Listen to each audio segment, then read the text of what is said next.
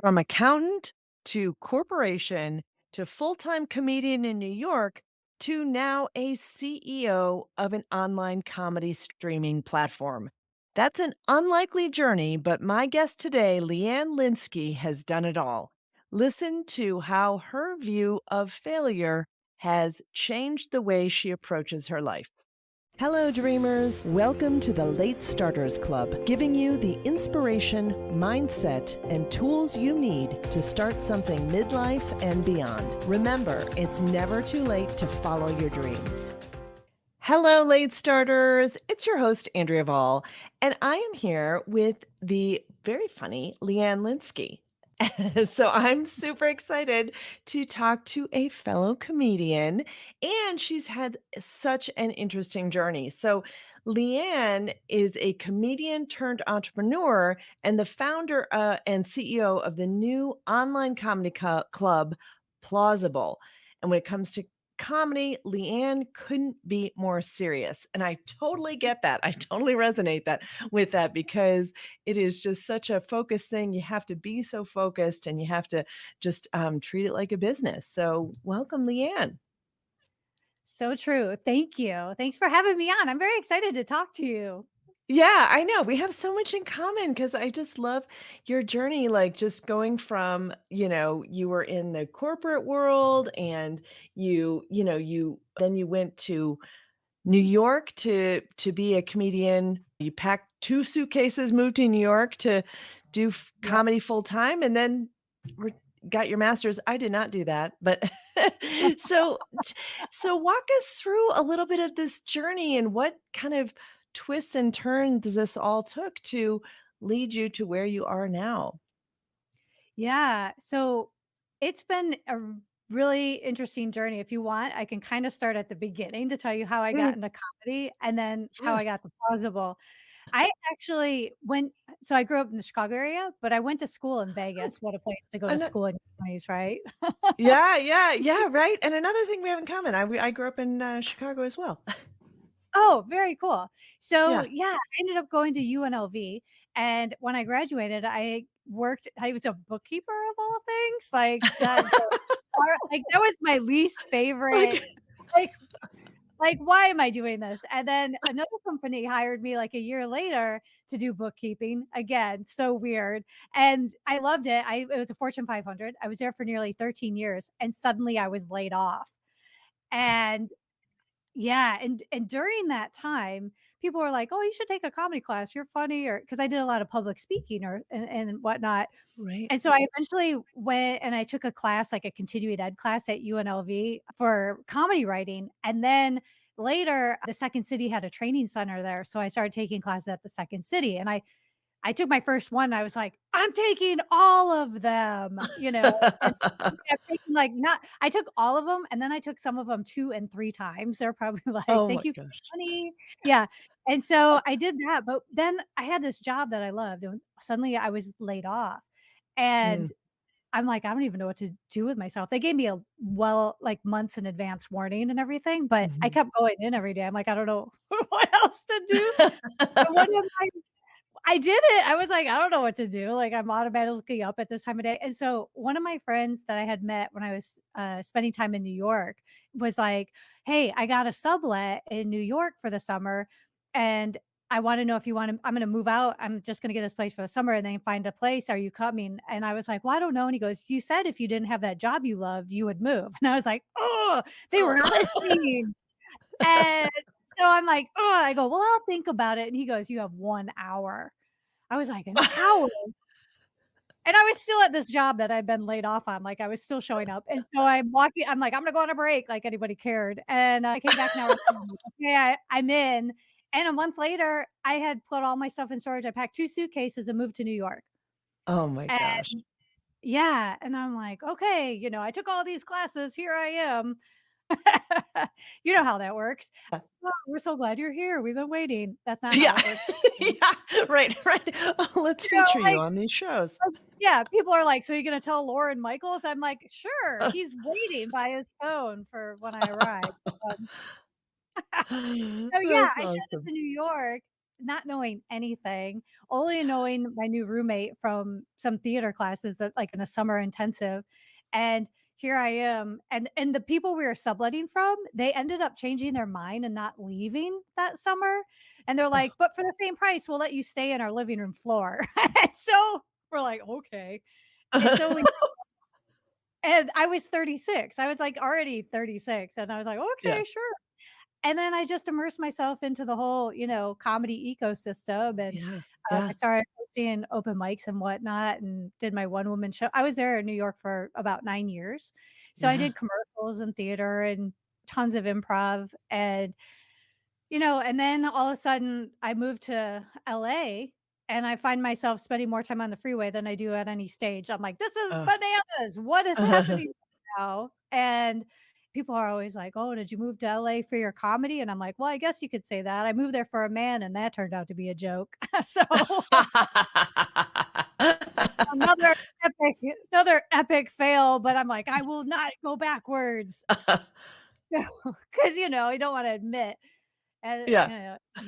even though it was, like, the worst. And so, Yeah. yeah, I started producing shows and doing things in California, and then I was like, I really it's a whole different scene, right? Like, if Right. you're used to a scene, you're used to it, and you kind of got your network established, but Right. I didn't. I was new, and you had to drive everywhere, and it was like, that was weird after so many years of, like, not having a car, and I Right. really missed all the connections I had made in New York, and that was Yeah. really special to me. So I'm like, "How do I connect?" And I was like, Mhm. "Skype, we can connect via Skype." Remember Skype?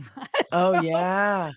Right. people were, like, not too keen on that idea. So I was, like, using Zoom for this other job I had, and I'm like, "Oh, Zoom." And so 2000, I don't know, 19, before COVID, BC, Right. August 2019 BC, I was using BC. Zoom, and I started doing Zoom mics, and some people were like, "Why would I do that? That's Yeah. stupid." And other people Yeah. were like, "This is amazing. Can I pay Yeah. you?" I was like, Yeah. "Yes."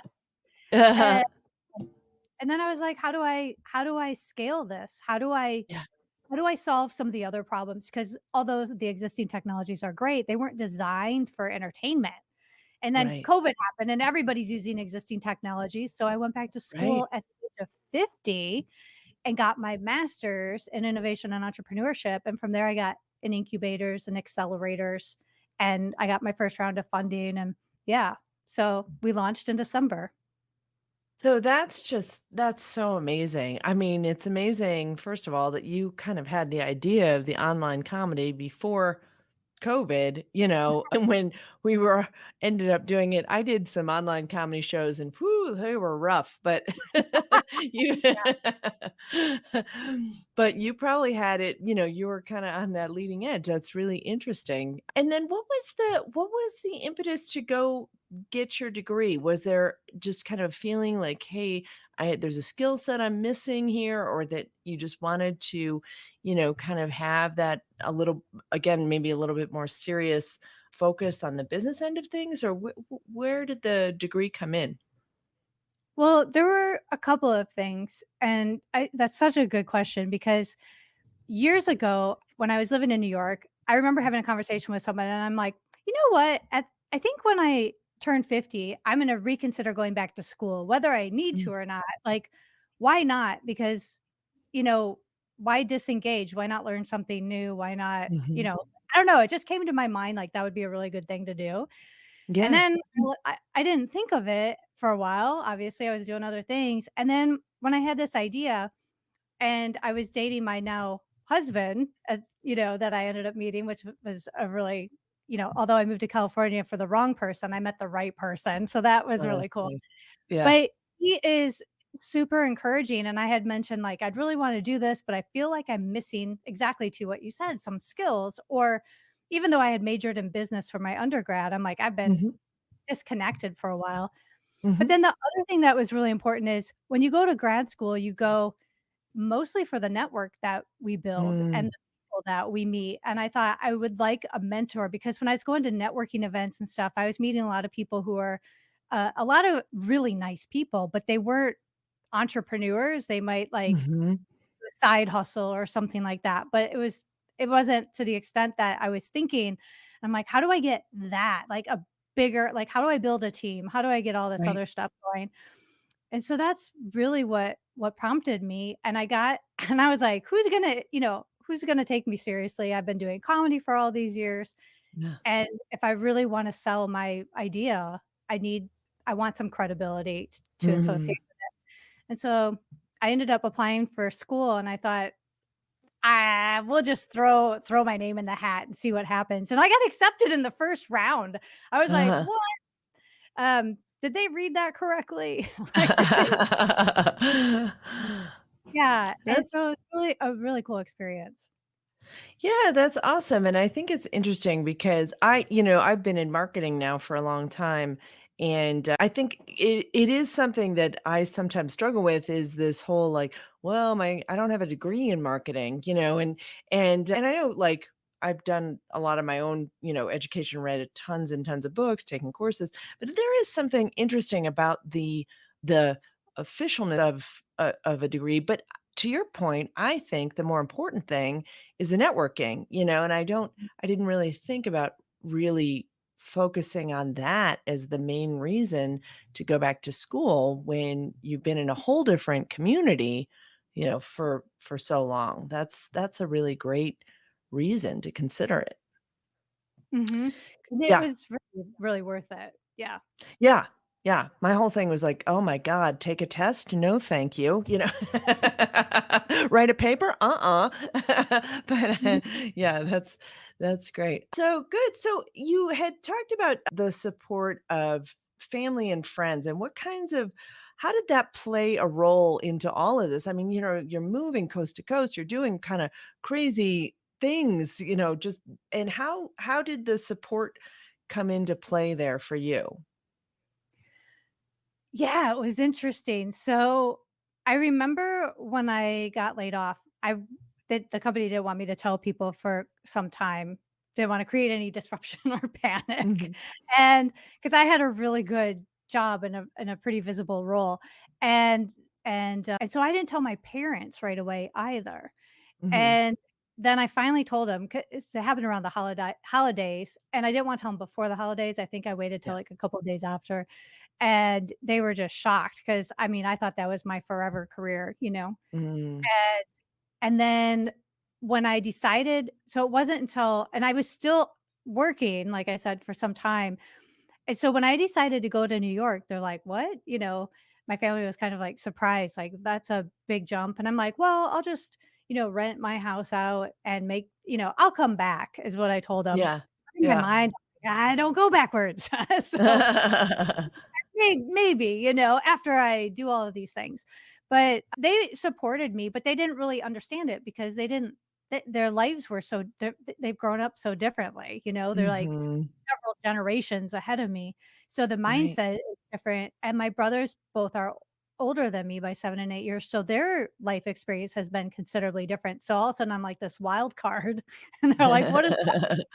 And so that was interesting on the family side, and then but I had a lot of support from my friends and even the company I worked for. I mean, I'm still friends with all of them. We've been friends for 30 something years, and you Uh, know, we can make a phone call and pick up where we left off. It's that good people and friendships, and so many of them even travel to New York to come and see me at different oh, that's times, awesome. Mhm. uh, and support me, and so I had a really good support system just from the work environment that I had spent so many Mhm. years in.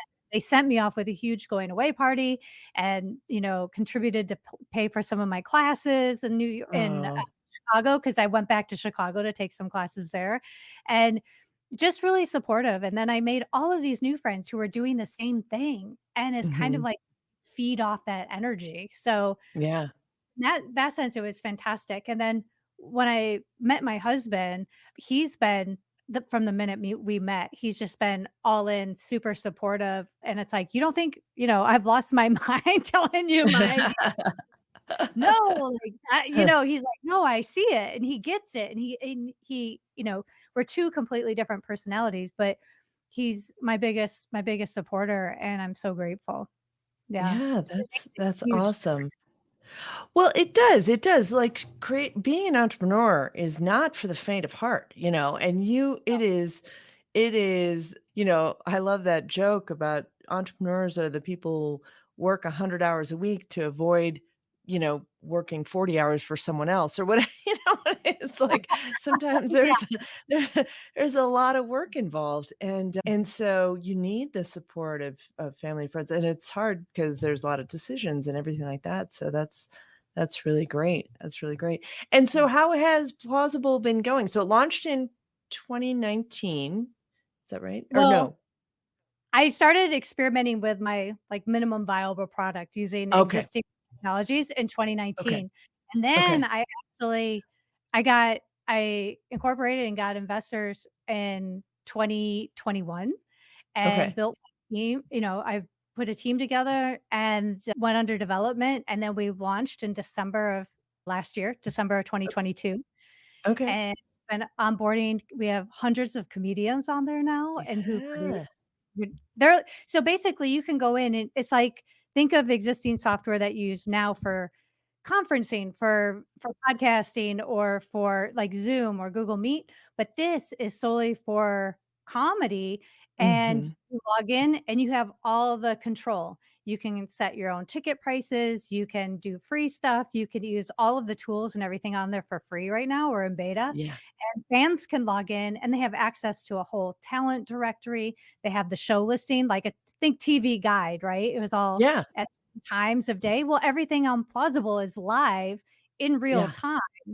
So the Right. performers can see and hear you, and you can see and hear the performers in the audience. So it's like that, and you have all this access in one place rather than trying to go into the internet type comedy and see what randomly pops up. Right. Here, it's Right. all consolidated for you.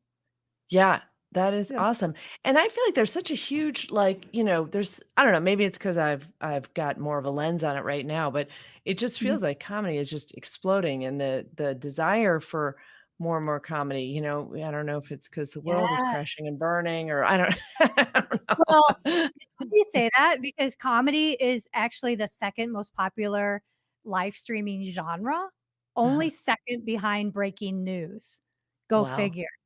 Wow. So, when people are live streaming, that's what they're looking for. It's either breaking Yeah. news and then I need some relief. So, Hand in hand, right there. yeah. That's great. Yep. That's awesome. Well, good. I love that, and it's such a cool idea too, because I think it's hard to produce something, well, with just some of the tools that are out there. So it's great that you're making that available for both the comedians and the viewers. So that Yeah. is awesome. Yeah. Well, Yeah. that's it, 'cause I kinda stumbled upon doing it. I wasn't, like, planning, like, "Oh, I have to create this business," but I was solving a problem for me, but then in that whole process of experimentation, I learned, like, wow, this kinda creates other problems, like you said, you've been on some shows during that time, and it was like, "Oh, painful." It's like, well, how do Yeah. we make it less painful, and how do we make it more doable that we can get, like, the laugh in real time? How can we set it up so, like, we're not scrolling through screens looking in, gallery view and things like that? Like, so we Yeah. changed all of that, but it was weird because I stumbled across this change, and now I'm like, now I can't imagine doing anything different because now I have to fix it. So Mhm. Yeah. Yeah, and I think that's it. It's, what is that? Necessity is the mother of invention. And, to I think that happens so often. I hear that from people who are guests on the show who are looking for something. They're not looking to invent something. They're looking for something and find out it's not there. And they're like, well, if I have this need, then probably other people do too. So yeah, yes. that's a huge thing. So that's exciting, and it's exciting that it's coming up to your 1-year anniversary here of launching it, essentially, right? Yeah. Mhm. So talk about how being older, obviously you were in comedy when you were, younger. How has being older contributed to the success of launching this new venture here? What have you found that has helped in being an older entrepreneur? And I say older entrepreneur, and I think the average I heard something just recently that the average age for starting a business was 42 or something like that. But so Mhm. I think that we have this idea that only businesses are only started by young, hustler people who have lots of energy, and I don't think that's just not true. But how do you view that as far as contributing to your success? I think it's made a huge difference. So, even going back to school, I was a completely different student in my 50s than I was in my teens, early 20s, like day and night, Even though then I thought of myself as a serious student. And so Mhm. going back now, for me, in that sense, I could put things into context. And also when we did case studies, I was like, "Oh, I lived through that." Like, I already know what happened. Like, "Oh, what happened to Blockbuster? Oh, I can tell you. I still have my card," that kind of thing. But I think being able to put things into context and into a frame of mind, because that's priceless, is having that kind of experience. The other thing I think that has made this a really that the reason I am here is because of all the things I've done in my past, whether they were successful or not. I can't imagine doing this now without any one of those experiences, good or bad, honestly, because it informed me on a greater level. So, like working for a company right out of college, doing bookkeeping, and then going to a Fortune 500 and spending 13 years there. Oh my goodness. Like, that is just I learned so much from people, and moving from there to market research, and then it was a home building company, and then out in the field and construction. Like, that's all, like, Mhm. just teamwork, different environments, what goes into planning a neighborhood, like we worked on feasibility Mhm. studies. So, like, all of those things, although they're not comedy related, really inform me in how I run my business today. And Mm. then stepping out and going and learning comedy, doing that, as you know, right? You're a comedian, so everything we do when we write jokes is looking at things through a different lens, seeing a different Mhm. perspective, um, finding humor in the hard things, and Mhm. also comedy in general builds it's like a masterclass in resiliency. Like, how thick is your skin? Like, no laughter, no one thinks I'm hilarious. I mean, I've done shows in a parking lot in the rain where people didn't show up and people are yelling, "We can't hear you," you know? It's like the worst nightmare for a comedian on any level. Like, but doing all of those things got me here. And, like, they don't, I can't ima I c failure has informed me so much of how to do things right. So, Mhm. that's just a vital, vital part, I think, of building a business, is you have to be willing to fail and then get back up and try again. And I Mhm. think between the lessons I learned in business, in a regular business environment, but then in comedy and theater. I mean, Mhm. as an actor in New York, my job is to go out and audition and never hear from people again. Like, that's what I do 90% of my time there, is just go out on auditions and be like, "Yeah, I auditioned. Did you hear back?" "No," but I'm and then to get a callback is like a big win. Like, if you're getting callbacks, you're doing something right. So, like, all of those things. And then, as a comedian, we have day jobs, and I got the opportunity to manage a theater and run the office and the books and all of that stuff. What an experience, right? Because we don't ha like, I'm like, "What life am I living right now?" Like, I get to perform in the theater, and I get to like, you get to see all aspects of these things, like how the magic is made. And then, Yeah. working for a voiceover studio in New York City, and, like, it's and doing all the marketing. So there's, like, all these skills, and then when you're all of a sudden building your own business, you're like, "Wait, how much money do I have? Oh, I have to put that hat on. Okay, I'm doing that today. Oh, I have to do that today." But fortunately, I had the opportunity to learn a lot of those things, and now I can put them all to good use, like, yet again. So, Mhm. I Yeah. think there's no mistakes. It's yeah. Yeah. I that is so true. I view that about life as well. There's no mistakes. It's all just a label we put on something as good or bad, and it's not either one. It's something that happened, and, it's definitely it's huge because it all contributes to our experience, and it can be even the worst mistake can be something good that we take out of it. So that's really it's so great. It's a great way to approach life and we can always turn it into comedy, you know? Right? Win-win. So you also mentioned that you've got like kind of a pivotal or oh shit moment that happened. Is there something that a story that you wanted to share about that or something big that changed things for Yeah. you? I think there's a few of them, right? So, one was I went through a divorce. Mm. I went through a couple. I went through but I in my 20s, that's what I was busy doing, Yeah. and I Again, no remember mistakes. no mistake. I call it practicing, I wanna get practicing. So I got married a few times. I threw a great wedding. I remember when I went through my second one, this is before I started comedy for anything, and I remember I was really sad, I was crying. I remember I was laying on my bedroom floor because you have those moments, and I was like, "What have I done? Like, what am I doing with my life right now? Like, how do like I just remembered this moment where it's like I have to start doing things different. I can't keep doing the same things over these same patterns. So I'm going to start saying yes to things. And I made a I think list that's of what got you into that problem. yeah, right? You said yes. You said yes I too used to say, too many times. stop saying yes to men, say yes to other things. Like whatever that is. Yes, you're exactly right. I did that. I do, yeah.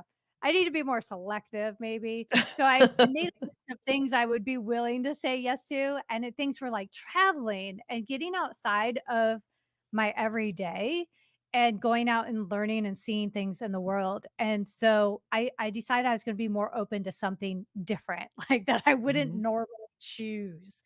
mhm. And and I started doing stuff like that, and that was really made a huge difference. So after that day, it's weird because I remember it. So I can't tell you what day it was, but I remember me having that moment. And I decided I'm going to go to Europe.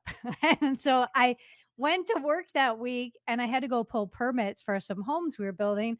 And I told the woman I would always talk to and she'd do our permitting. I was like, I'm going to go on vacation. She's like, cool. Where are you going? I said, Europe. She goes, where? And I'm like, Italy. I just blurted out Italy. I had no idea. And she was like, "When?" I go, "I don't know. I haven't decided yet." She goes, "I'll go." And I was like, "Okay, next month." And also we made the plan. And this is before cell phones or anything. So I sent off a fax. I got a Frommer's guide at this bookstore. I sent off a fax and to book a hotel room somewhere Yeah, yeah. and they never got it, and I didn't know that until we got on a plane, we showed up, and they're like, "Who are you?"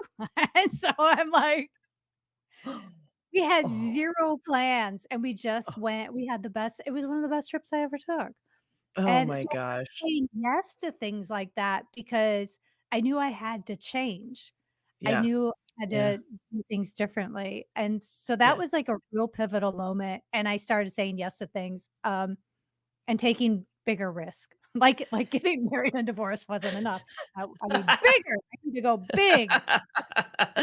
Yeah, more fun. So, but, Yeah, I think that's I love I always say too, we don't tell stories about the things that go right. So I think it's all a big adventure, right? So, it's just exciting and fun and again teaches you resilience and troubleshooting, problem solving, all of that. So that is awesome.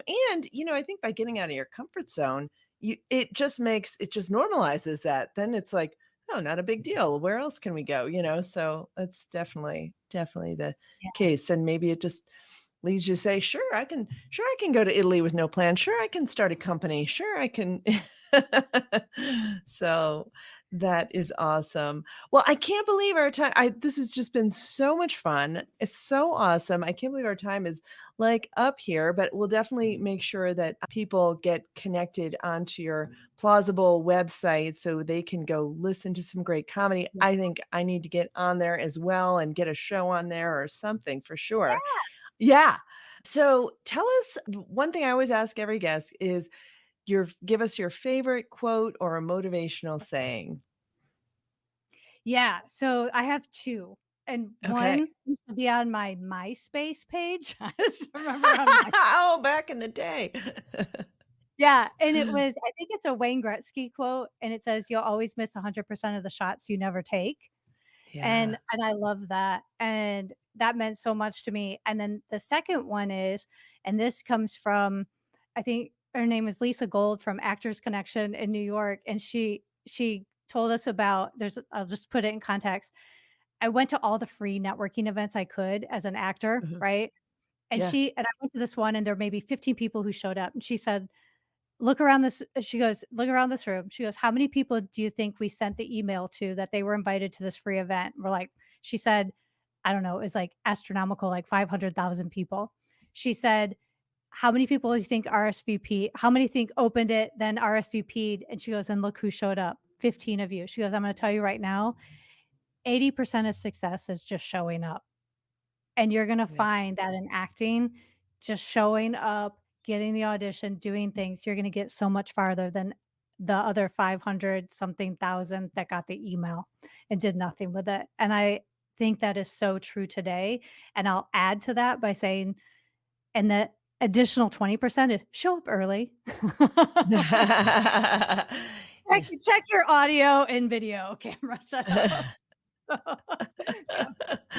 Yeah, that is so true. I mean, it really is. It's just like the way you go out into life. If you're, if you're invested, if you're taking it seriously, then people see that, and I think you're rewarded for that, and people, give you opportunities. So, love both of those quotes. So awesome. So awesome.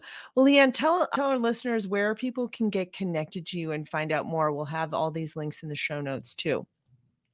Great. So I would say connect with me on plausible.com and it's PLAUZZABLE.com. Like plausible.